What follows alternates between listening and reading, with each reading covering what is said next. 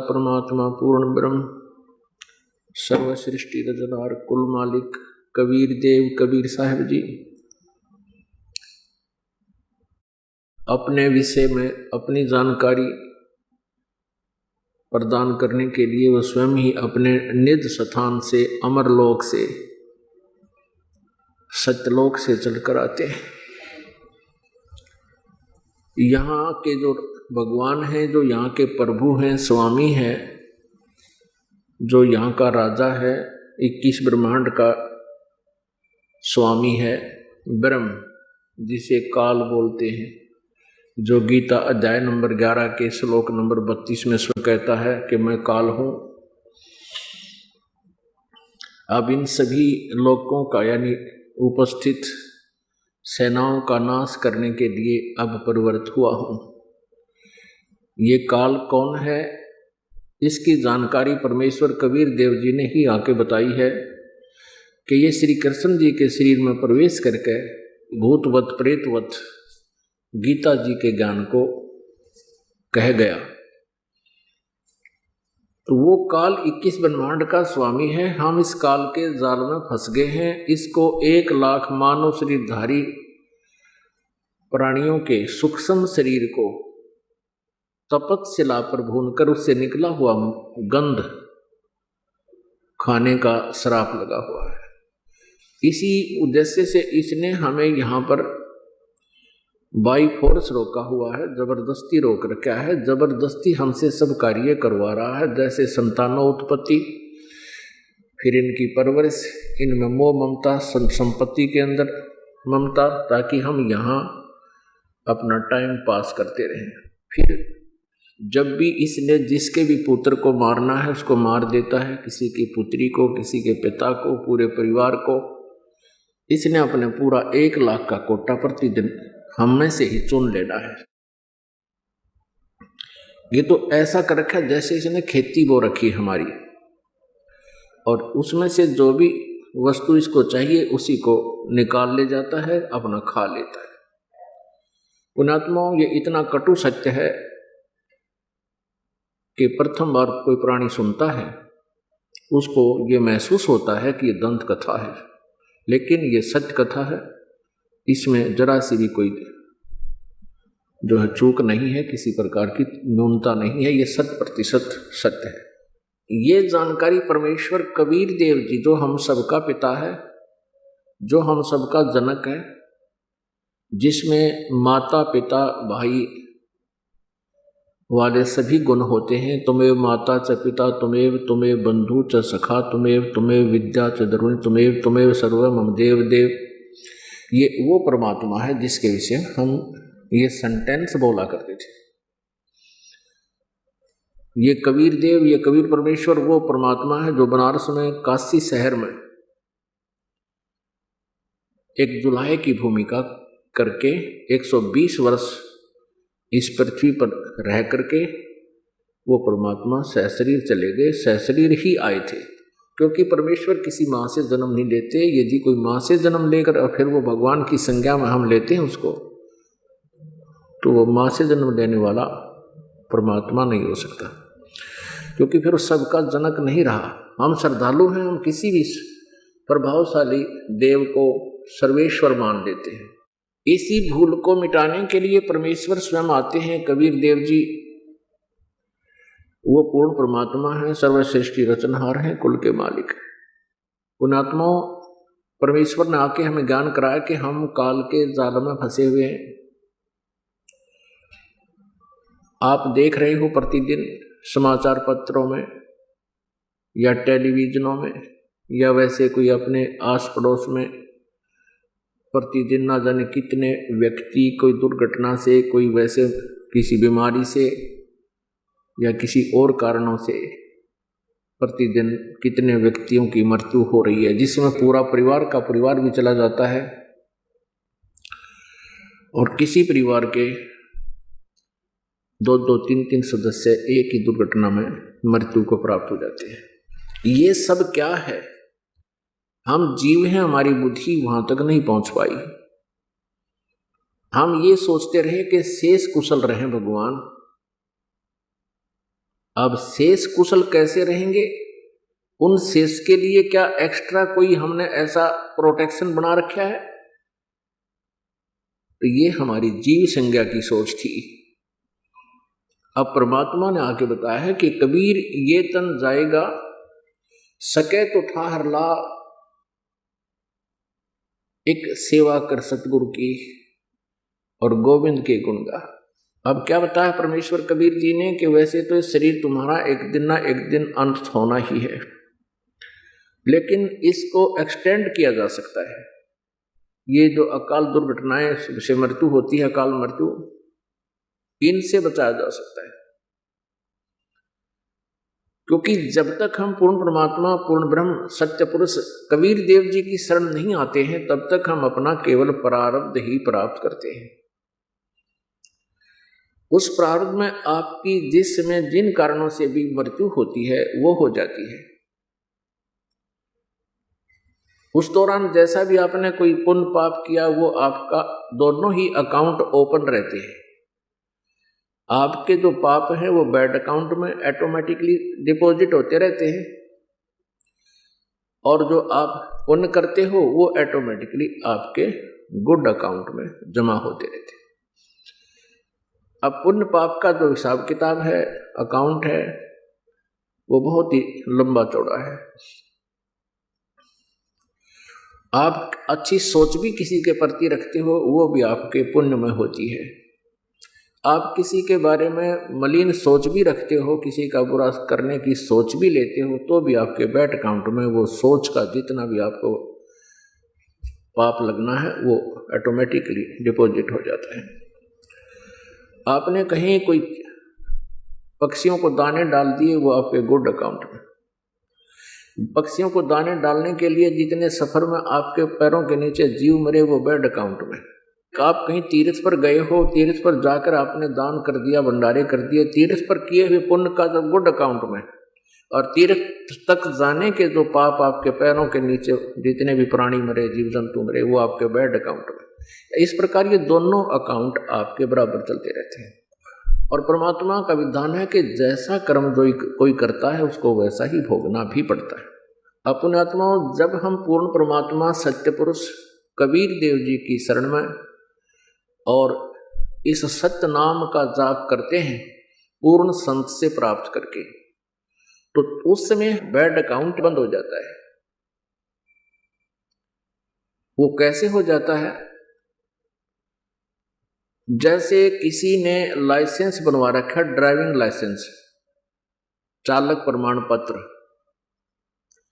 और वो सड़क से जा रहा है या कहीं भी रास्ते में जा रहा है, उससे कोई दुर्घटना हो जाती है, वो 90% बरी होता है, क्योंकि उसने जानबूझकर एक्सीडेंट नहीं किया, क्योंकि वो ट्रेंड आदमी है, उसके पास प्रमाण पत्र है। तो उससे कोई दुर्घटना में कोई गड़बड़ हो भी जाती है किसी कारण से, तो वो दोषी नहीं होता। कारण कोई और हो सकता है, कोई ब्रेक फेल हो जाए, स्टीयरिंग फेल हो जाए, कोई और भी कारण हो जाए, सामने वाले की गलती से भी एक्सीडेंट हो सकता है। इस प्रकार वो लाइसेंस शुदा व्यक्ति उस दुर्घटना में दोषी नहीं होता। और जिसके पास लाइसेंस नहीं है और वो गाड़ी चला रहा है, उससे कोई दुर्घटना हो जाती है, तो सबसे पहले जो अधिकारी होते हैं, जांच अधिकारी, यही देखते हैं कि लाइसेंस है आपका, लाइसेंस नहीं है तो फिर को सीधा ही सजा होती है, उसका कोई प्रोटेक्शन नहीं होता। तो इसी प्रकार जब तक आपने लाइसेंस नहीं बनवाया है, आप साधना कर रहे हो, यानी गुरु नहीं बनाया है, तो आप जो भी कार्य कर रहे हो, पुण्य या पाप आपसे हो रहे हैं, तो आप, क्योंकि लाइसेंस ना होने से आप उस शुभ काम के लिए जा रहे हो, बीच में आपका एक्सीडेंट से आपके पैरों के नीचे जो भी जीव हिंसा होती हैं वो आपको भोगनी ही पड़ेंगी, क्योंकि आपके पास लाइसेंस नहीं। फिर आप कहोगे कि लाइसेंस तो हमने बनवा रखा है, क्योंकि गुरु बना रखे हैं, जैसे कोई राधा स्वामी से उपदेशी है, कोई सच्चा सौदा डेरा से सिरसा से उपदेशी है, कोई ब्रह्मा कुमारी वालों से उपदेशी है, कोई अन्य किसी संत या पंथ से जुड़ा हुआ है। तो वो नकली पासपोर्ट बना रहे, वो नकली ड्राइविंग लाइसेंस बनाते हैं, वो अधिकारी नहीं है, वो संत नहीं है। अपने आत्मा ये आपके दिल में एक बार खटकेगी ये बात कि वो नकली गुरु हैं। ये तो आपके उस अज्ञान का ही कारण होगा जिस कारण से आप ये महसूस करोगे कि संत सबको नकली बता रहा है। नकली और असली मेरे कहने से नहीं होंगे, उनके जो चिन्ह हैं, लक्षण हैं, वो बताएंगे कि वो असली है या नकली है। और उनके सब के जो दास ने ये लक्षण बता दिए हैं कि ये संत नहीं है। इनसे जिनको उपदेश है उनका लाइसेंस अनऑथराइज्ड है। और फिर जब यहाँ से संसार छोड़कर जाओगे, वहाँ पर इन गुरुओं से उपदेश लेने से आपको कोई प्रोटेक्शन, कोई बचाव नहीं होगा। उसमें बहुत देर हो चुकी होगी। आपको वहाँ पश्चाताप और रोने के अतिरिक्त कुछ नहीं मिलेगा। दास का ये उद्देश्य नहीं है कि मैं किसी की क्रिटिसाइज करूं, आलोचना करूं, लेकिन परमेश्वर ने इस दास को यह सेवा दे दी कि सच्ची कहूं, सत्य कहूं, ताकि पुण्यात्मा सावधान हो जाएं और उन नकली गुरुओं से वापस आकर के अपना जो ना सच्चा लाइसेंस बनवा लें और जीवन रूपी सफर में वो आगे बहुत चलना है, उसमें अपना बचाव करें और सफलता प्राप्त करें। राधा स्वामी पंथ ने सबसे ज्यादा जीवों को घेर डाला। ये काल का पंथ है, क्योंकि जहां से ये पंथ चला है उसका कोई गुरु नहीं। श्री शिवदयाल जी आगरा वाले, उन्हीं की जीवनी में लिखा है कि स्वामी जी का कोई गुरु नहीं था। और परमेश्वर की अमृत वाणी में, सच्चिदानंद घन ब्रह्म की वाणी में और सभी संतों ने जिन्हें परमात्मा पाया है उनके अमृत वचनों में ये स्पष्ट किया है कि गुरु बिन माला फेरते, गुरु बिन देते दान, गुरु बिन दोनों निष्फल हैं, चाहे पूछो वेद पुराण। अब गुरु नहीं जिस व्यक्ति का, तो आगे चल के वो बहुत दुख पाता है। क्या होता है कि पिछले पुण्य इतने होते उन पुण्य आत्माओं के, जो पुण्यात्माएं किसी गुरु पद को प्राप्त कर रहे हैं, कोई संत बन गया है, ये काल का जाल है। वो पिछले पुण्यकर्मी प्राणी हैं, उनकी वचन में भी प्रभाव होता है, उनके बोलने की शैली में भी बहुत एक आम व्यक्ति से अंतर होता है। और जिस कारण से वो अपने पिछले पुण्य से, पिछली चार्ज बैटरी से, पिछले जन्म की सिद्धियों से वो बहुत सी जनता को अपने पीछे तो लगा सकते हैं, लेकिन अंत अनुयायियों का भी और स्वयं का भी बहुत बुरा होता है।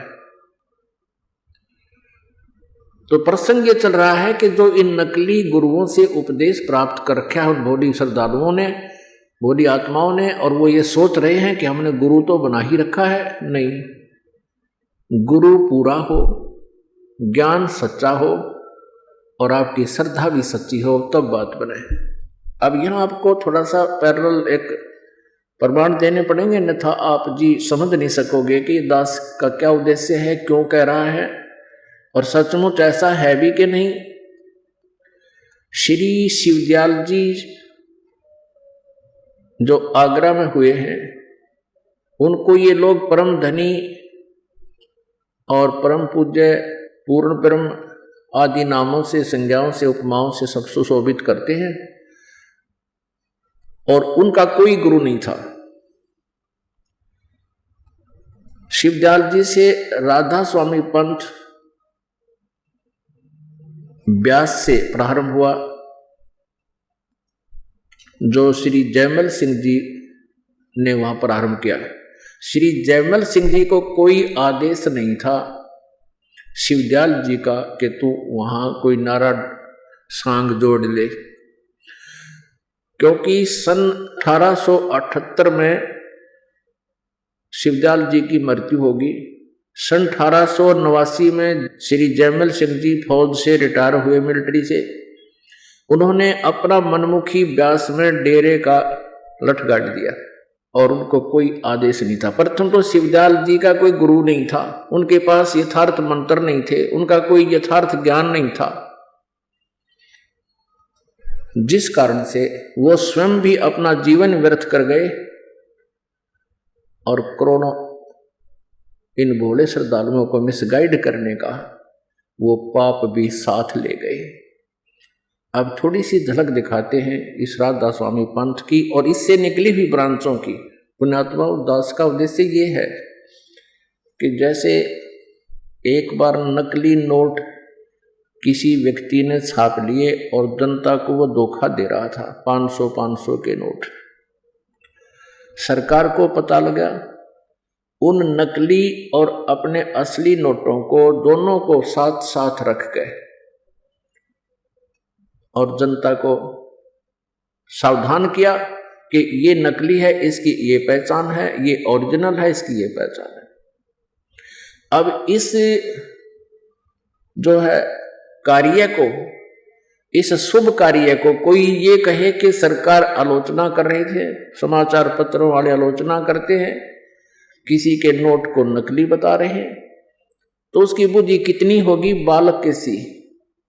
इसी प्रकार इस दास के प्रयत्न को जो कोई आलोचना कहता है वो बालक ही हो सकता है, बालक बुद्धि का, या कोई शराबी हो सकता है, या उस ग्रुप का हो सकता है जो उन नकली नोटों को छाप रहे हैं। तो जो ये समझदार होगा ये समझ जाएगा कि ये देखिएगा नकली और असली में कितना अंतर है, तो फिर वो अपने हानि से बच जाएगा और अपना नकलियों को फेंक देगा, असली नोट प्राप्त करेगा, वो निर्धन नहीं होगा, हानि ना होगी। पहले तो थोड़ा सा मौखिक बताते हैं इस पंथ के बारे में। श्री शिवदयाल जी ये एक खत्री परिवार से थे और आगरा में रहते थे। इनके घर पर इनके माता पिता जो थे वो श्री तुलसी साहेब हाथरस वाले के शिष्य थे और ये शिवदयाल जी भी उस तुलसी साहेब हाथरस वाले के वचनों को घर पर सुना करता था। फिर ये क्योंकि ये पश्चिमी पाकिस्तान में इनका घर था और वहाँ गुरु ग्रंथ साहिब की बहुत वाणियाँ चला करती थी, तो ये गुरु ग्रंथ साहिब का पाठी भी रहा है। और आगरा में गुरुद्वारा था, उसके अंदर निर्मले साधुओं का, जो नानक साहिब जी के पुत्रों ने एक निर्मलापन चला रखा, उस गुरुद्वारे में जाकर के ये वहाँ वाणी पढ़ा करता था। और उस संत था एक, उस गुरुद्वारे में, उससे भी ज्ञान प्राप्त किया करता था। उससे शब्द और सुरत का इसने ज्ञान सीखा जैसा उसने पता था। फिर कुछ अपनी अटकल, कुछ दूसरों से सुना सुनाया खिचड़ी ज्ञान, ये स्वयंभू संत बन बैठा। उसके बाद इसने कई घंटों तक साधना की, कई कई दिन तक बैठा रहता, कई कई दिन बाहर नहीं निकलता, कोठे में कोठे यानी गुफासी में जाकर के वहाँ साठियों क्या करता था, जो किसी भी संत मते में या किसी भी संत ने ऐसी क्रियाएं नहीं की। उसके बाद क्या हुआ कि आगरा से ही एक पंथ निकला है, जय गुरुदेव मथुरा में। ये वही 5 नाम देते हैं जो काल के हैं, जो मोक्षदायक नहीं है। और वहीं से एक पंथ, एक व्यक्ति ने, जैसे राम सिंह जी थे जुई गांव के, हरियाणा के, और राम सिंह जी के शिष्य थे एक ताराचंद जी जो जनोद गांव में, उन्होंने अपना अलग राधा स्वामी पंथ का एक आश्रम बना लिया। उसी आगरा से ही एक पंथ निकला, अभी बताया आपको, श्री जयमल सिंह जी, जिन्होंने स्वयंभू संत बनकर ब्यास में एक डेरा स्थापित कर दिया। जयमल सिंह जी के शिष्य हुए श्री सावन सिंह जी। श्री सावन सिंह जी के शिष्य थे श्री बिलोचिस्तानी शाह मस्ताना, जिसका वास्तविक नाम था श्री खेमामल। वो बिलोचिस्तान के रहने वाले थे। और एक कृपाल सिंह जी, ये दोनों शिष्य उत्तराधिकारी समझते थे अपने को श्री सावन सिंह जी के उत्तराधिकारी समझते थे, लेकिन श्री सावन सिंह जी ने इन दोनों को अपना उत्तराधिकारी नहीं बनाया। उन्होंने श्री जगत सिंह सरदार जी को अपना उत्तराधिकारी बना दिया।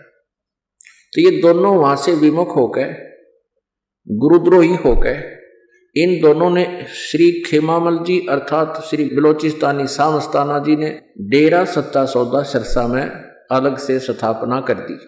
और फिर वो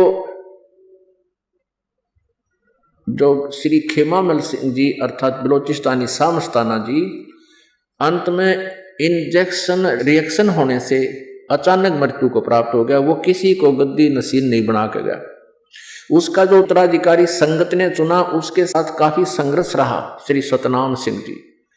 दूसरा एक और अपने आप को उत्तराधिकारी समझता था, लेकिन अंत में इनके कई दिन झमेले पड़ गए। सतनाम सिंह तो बना दिया सिरसा का उत्तराधिकारी, यानी गद्दी पर बैठा दिया एज ए मैनेजमेंट करने वाला, और दूसरे ने जाकर जगमाल वाली बना लिया अपना अलग।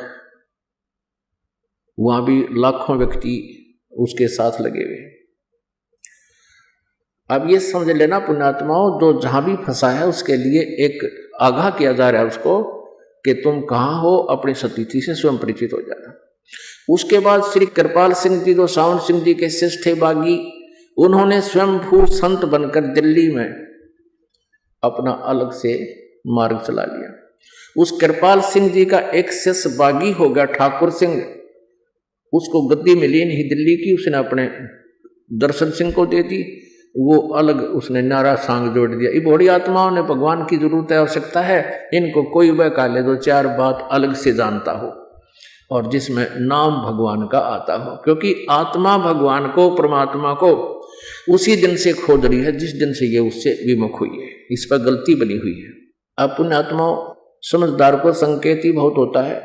अब श्री शिवदयाल जी की के दुर्गति हुई उस साधना से जो अन्य सभी भक्त कर रहे हैं, उसके अनुयायी कर रहे हैं, तो इससे आपको सहज में आसानी से निर्णय हो जाएगा कि अन्य का क्या होगा। जब उनके मुखिया की ऐसी दुर्गति हुई, वो प्रेत बना, अपनी शिष्या बुक्की में बोलने लगा, फिर उसी तरह हुक्का पीने लगा, जो पहले की तरह भोजन खाने लगा, और किसी उसके जो शिष्य थे कोई उन पर आपत्ति आ जाती तो उस बुक्की के सामने खड़ा होकर उस प्रेत से प्रश्न करते, वो प्रेत उत्तर देता। तो पुण्यात्माओं, अनमोल मनुष्य जीवन उसने अपना भी बर्बाद कर लिया और करोड़ों जीवों को और काल के मुंह में फंसा कर चला गया। अब गलत साधना करने से, शास्त्र विरुद्ध साधना करने से head of the department of Radha Swami, chief of the Radha Swami पंथ श्री शिवदयाल जी की के दुर्गति हुई। पहले ये दिखाते हैं आपको, उनका कोई गुरु नहीं था, और परमेश्वर अपनी वाणी में कहते हैं, गुरु बिन माला फेरते, गुरु बिन देते दान, गुरु बिन दोनों निष्फल हैं, चाहे पूछो वेद पुराण। श्री शिवदयाल जी 5 नाम दान करते थे, ओंकार, ररंकार, ज्योति निरंजन, सोहम और सतनाम। ये इकट्ठे जाप करने हैं, इकट्ठे जाप करने हैं। जैसे ओंकार, ररंकार, ज्योति निरंजन, सोहम, सतनाम। सतनाम भी एक जाप करने का ये बताते हैं। तो इनकी बुद्धि कति गामजारी है, कति कंडम थे ये लोग। बालक भी अच्छा ज्ञान रखते हैं इनसे, जो इनका ज्ञान आपको दिखाएंगे। और ये बन गए संत, अंधों में अंधे ही मुखिया बन गए। और परमात्मा कहते, अंधे की बाँ गई अंधे ने, ये मार्ग कौन बतासी। अब देखो, श्री शिवदयाल जी की के दुर्गति हुई, जिसने राधा स्वामी पंथ का प्रवर्तक कहा जाता है, जिसने यो इतना बड़ा जन समुदाय डुबो दिया। देखिएगा उनका जीवन चरित्र। जीवन चरित्र स्वामी जी महाराज, राधा स्वामी ट्रस्ट, स्वामी बाग से, राधा स्वामी दयाल की दया, राधा स्वामी साहे, जीवन चरित्र स्वामी जी महाराज। लेखक लाला प्रताप सिंह सेठ, ये शिवदयाल जी का छोटे भाई थे, 3 भाई थे ये, सबसे छोटा ये प्रताप सिंह सेठ था। प्रकाशक राधा स्वामी ट्रस्ट, स्वामी बाग, आगरा। ये देखिए, ये है श्री शिवदयाल जी। इनके बारे में क्या लिखा है, परम पुरुष पूर्ण धनी, आदूर स्वामी जी महाराज, राधा स्वामी ट्रस्ट, स्वामी बाग, आगरा से प्रकाशित है। मुद्रक है अर्पण प्रिंटरी, राधा स्वामी चैम्बर, भालेद रोड, आनंद। अब दिखाते हैं स्वामी जी का कोई गुरु नहीं था। ये देखिएगा पृष्ठ 28 पे, जीवन चरित्र स्वामी जी महाराज, पृष्ठ 28 पे। स्वामी जी महाराज का कोई गुरु नहीं था और न किसी से उन्होंने परमार्थ का उपदेश लिया। ठीक, और फिर इसकी क्या दुरुक्ति हुई ये देखिएगा पृष्ठ नंबर 78 पे, पृष्ठ नंबर 78 पे, ये वचन नंबर 71 71। अब बुक्की जी का कि जो सिब्बो जी की छोटी बहन थी, थोड़ा सा हाल लिखा जाता है। यह सिब्बो जी से कुछ अरसे बाद स्वामी जी महाराज के चरणों में आई थी।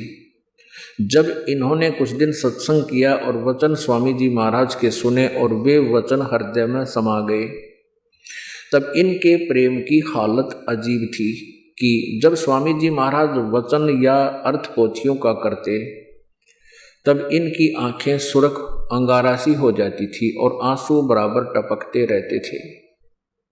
ये तो किसी में प्रेत हो ना उसके लक्षण होते हैं।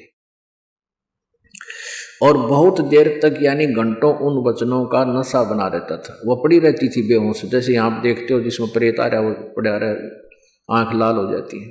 तो स्वामी जी महाराज कथा से फुर्सत पाकर हुक्का पीते थे।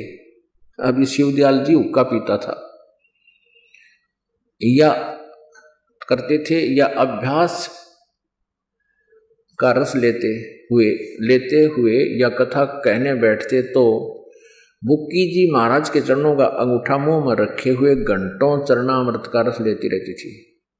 और जब कोई मत्था टेकने के वास्ते हटाना चाहता तो वे चरण नहीं छोड़ना चाहती थी। तब मत्था टेकने वाले से कह दिया जाता था कि तुम दूसरे चरण पर मत्था टेक लो।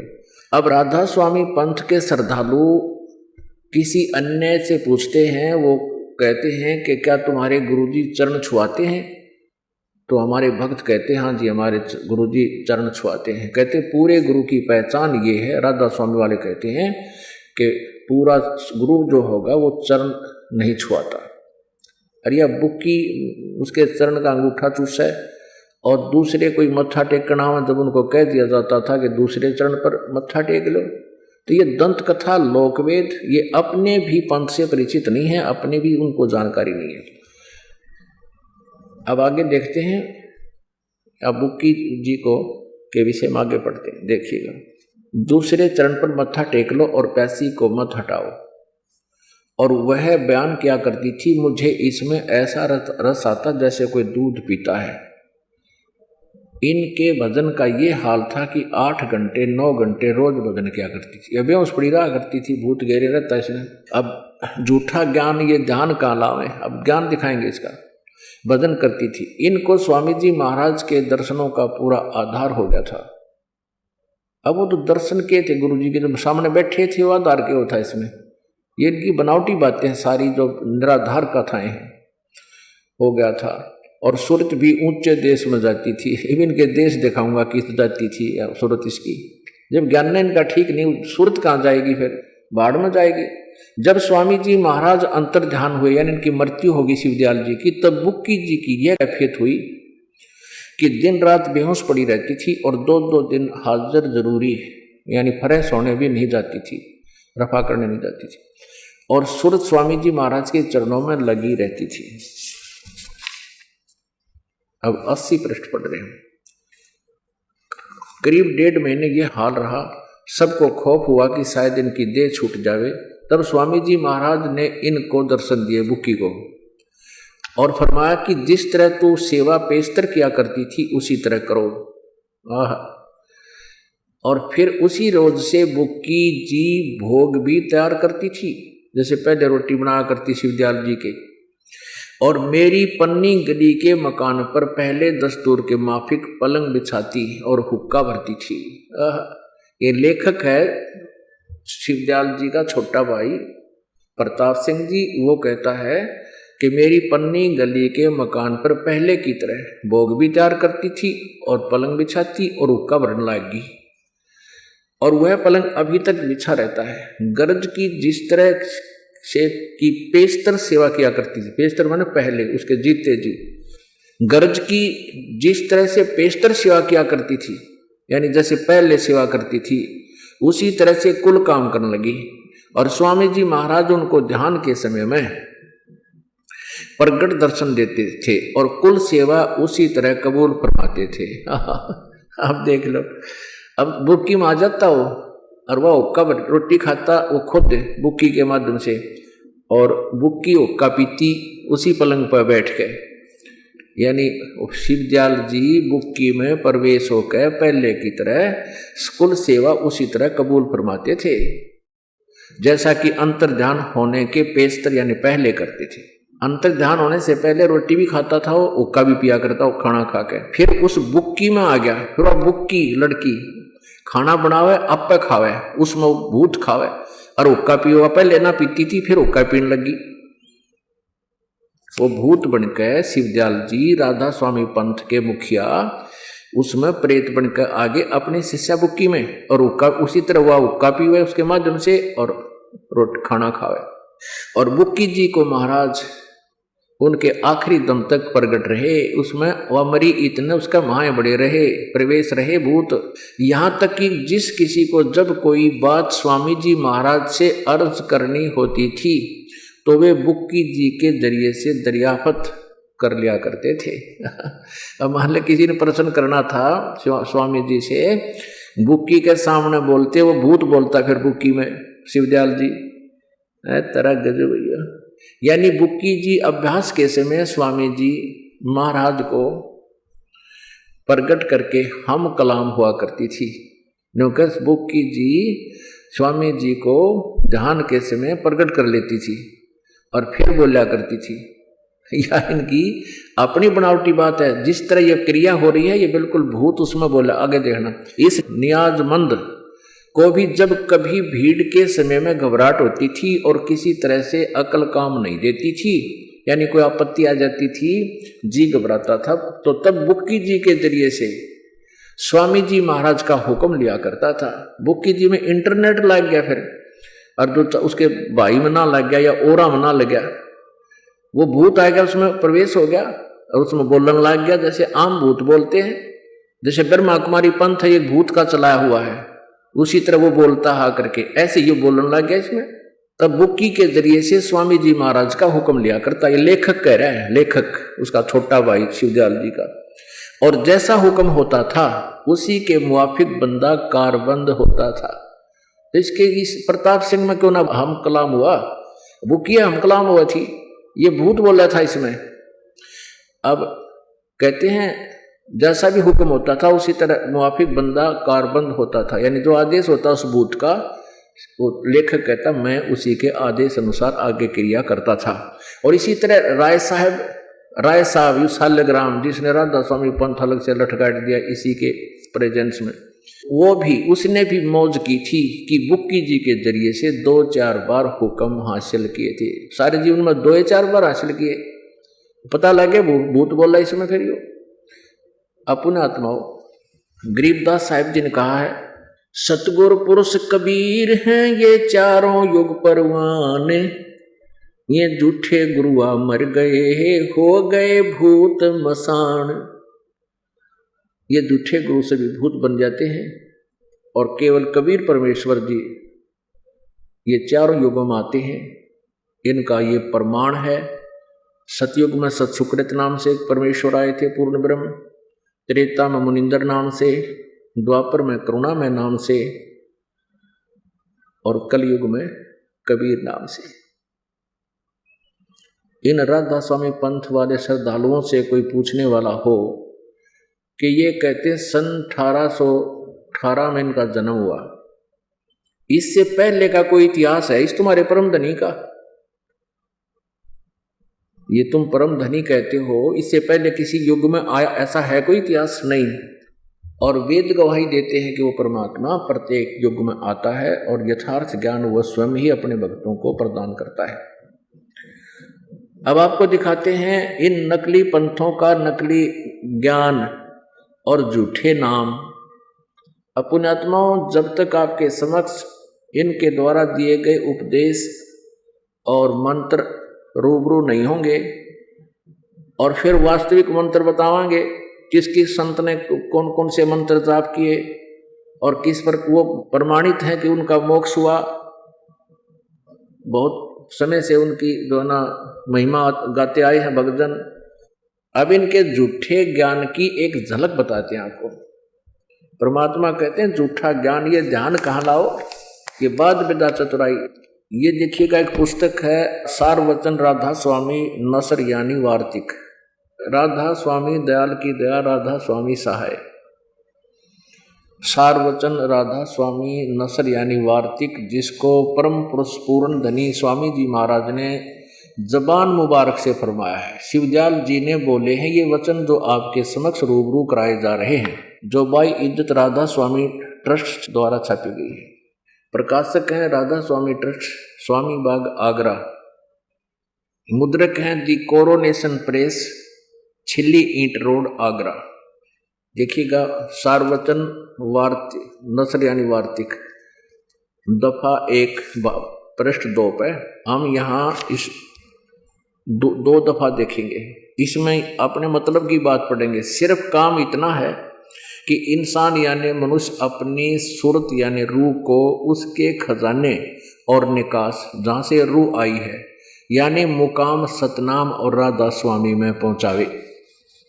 यहाँ सतनाम को ये स्थान कहते हैं, मुकाम माने स्थान, राधा स्वामी को भी स्थान कहते हैं।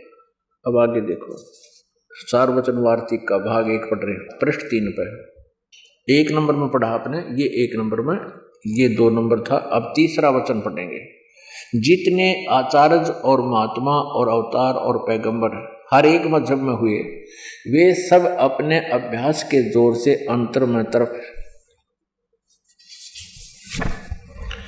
मुकाम असली के चले और सब के सब दूर स्थान तक नहीं पहुंचे। और बहुत से मंजिल एक पर, ये मंजिल तो आप आम आदमी समझता, मंजिल माने स्थान, ये यहाँ एक का उत्तर यहाँ दे रखा है स्थान, मंजिल माने स्थान। ये देखो ये मंजिल 1, इसका उत्तर यहाँ इनका अर्थ किया है स्थान। तो ये बताया कि सिर्फ संत मंजिल यानी स्थान यानी सतनाम, संत 5वीं मंजिल सतनाम पर गए, यहाँ भी स्थान सिद्ध हुआ सतनाम। और बिरले संत 8वीं यानी राधा स्वामी पद तक पहुंचे मंजिल। अब राधा स्वामी यहाँ स्थान है, सतनाम भी स्थान है। अच्छा, अब वचन नंबर 4 देखिएगा। अब समझना चाहिए कि राधा स्वामी पद सबसे ऊंचा स्थान है और यही नाम कुल मालिक और सच्चे साहब और सच्चे खुदा का है। अब इस स्थान से, राधा स्वामी स्थान से नीचे, इस मुकाम से 2 स्थान नीचे, यानी राधा स्वामी से 2 स्थान नीचे सतनाम का मुकाम है। यहाँ 2 स्थान पर मंजिल सतनाम और यहाँ बता रखा है यानी मंजिल माने स्थान और यहाँ मुकाम सतनाम। मुकाम सतनाम को मुकाम बोल रहे हैं 2 पृष्ठ पे, और 3 ये 4 पे भी मंजिल सतनाम को मंजिल बोल रहे हैं। आगे देखो राधा स्वामी को स्थान बोल। अब ये क्या बताते हैं 4थे वचन में, अब समझना चाहिए राधा स्वामी पद सबसे ऊंचा मुकाम है और यही नाम कुल मालिक और सच्चे साहब और सच्चे खुदा का। और इस मुकाम से नीचे यानी राधा स्वामी स्थान से नीचे 2 स्थान नीचे सतनाम का मुकाम है, यानी सतनाम को स्थान कहो, सतनाम का स्थान है, स्थान का स्थान है। इनका ज्ञान समझ लो ध्यान से कि ये क्या कहना चाहते हैं। सतनाम माने स्थान बता रही है और मुकाम माने स्थान का स्थान है। आगे फिर सतनाम को डिफाइन किया है विस्तृत। अब इस सतनाम को, जिसको संतों ने सतलोक भी कहा है, सतनाम को सचखंड भी, और सार शब्द भी सतनाम को, और सत शब्द भी सतनाम को, और सतनाम भी सतनाम को, सतपुरुष भी सतनाम को करके बयान किया है। अब ये भूत तो बनना था जब जिसका ज्ञान ऐसा है। एक और दिखाते हैं, उसमें स्पष्ट वर्णन किया है। ये देखिए सारवचन राधा स्वामी वार्तिक हजूर स्वामी जी महाराज राधा स्वामी व्यास से छपी है। वो आगरा वाली पढ़ी आपने। इसके प्रकाशक हैं Jagdish Chandra secretary, Radha Swami Satsang Beas, Dera Baba Jaimal Singh. Printed in India, Lakshmi offset printer, Delhi से। भूमिका में इन्होंने बहुत क्लियर कर दिया है। सार वचन राधा स्वामी वार्तिक हजूर स्वामी जी महाराज के वचनों का, शिवदयाल जी के वचनों का संग्रह है और ये वचन सत्संगों तथा अन्य चर्चाओं के दौरान सत्संगियों ने नोट किए थे। स्वामी जी महाराज के परम धाम सिधारने के कुछ वर्ष बाद इनका संग्रह करके पुस्तक रूप में छपवाया गया। सन 1902 में अपने आत्माओं 109 वर्ष हो गए इनको। इस अड़ंगे न पढ़ते न राज तक समझ में नहीं आई, बोल के गया। सन 1902 में बाबा जयमल सिंह जी महाराज ने सार वचन राधा स्वामी वार्तिक को पहली बार गुरमुखी लिपि में छपवाया 1902 में। उसके बाद ये हिंदी में प्रस्तुत हुई। प्रस्तुत पुस्तक उसी प्रथम गुरमुखी संस्करण के अनुसार है और अब इसका हिंदी संस्करण प्रकाशित किया जा रहा है। स्वामी जी महाराज का शुभ नाम सेठ शिवदयाल सिंह जी था। आपने 25 अगस्त सन 1818 में आगरा शहर में जन्म लिया। आपके पिताजी का नाम सेठ दिलवाली सिंह जी तथा माता जी का नाम महामाया जी था। आपके पूर्वज पंजाब के रहने वाले थे तथा घर में गुरु ग्रंथ साहिब का पाठ किया जाता था। आपके माता पिता हाथरस के प्रसिद्ध संत तुलसी साहिब के भक्त थे। स्वामी जी महाराज ने भी तुलसी साहिब की काफ़ी संगत की थी। शिवदयाल जी भी इनके साथ काफ़ी विचार सुनते रहे इनके। बचपन से ही स्वामी जी महाराज का रुझान अध्यात्म की ओर था। आपने एक कमरे में बैठकर 17 वर्ष सुरत शब्द योग का अभ्यास किया और सन 1861 में बसंत पंचमी के दिन खुले तौर पर आम सत्संग और सुरत शब्द योग का उपदेश शुरू कर दिया। 18 साल में ये उपदेश करते रहे। 18 वर्ष के बाद इनकी 17 वर्ष के बाद मृत्यु होगी। सन 1878 में इनकी मृत्यु हो गई थी। बाबा जयमल सिंह जी का जन्म सन 1839 ग्राम दुगुमान जिला गुरदासपुर में हुआ। और यहाँ देखिएगा 18 अगस्त 1989 में पेंशन प्राप्त करके रिटायर हुए। 32 वर्ष नौकरी कर इन्होंने सन 1856 में जयमल सिंह जी को नामदान प्राप्त हुआ सन 1856 में। और सन 1878 में शिवदयाल जी की मृत्यु होगी और सन 1889 में 11 वर्ष बाद पेंशन प्राप्त करके रिटायर हुए। ब्यास नदी के किनारे आकर रहने लगे। वहाँ इन्होंने अपना डेरा ब्यास शुरू कर दिया। 11 वर्ष बाद मनमुखी अपने आप 32 वर्ष सर्विस करते रहे नौकरी में। 1878 में उनकी मृत्यु होगी। 1889 में इसने कौन आदेश दिया था? आदेश मिला होता तुरंत करता ही इस कार्य को, इन मनमुखी किया। वैसे तो ये खुद भी कोई विशेष महत्व नहीं रखते क्योंकि ये खुद नुगरे थे और इनका ज्ञान आपके समक्ष है। आप और दिखाते हैं। राधा स्वामी दयाल की दया, राधा स्वामी सहाय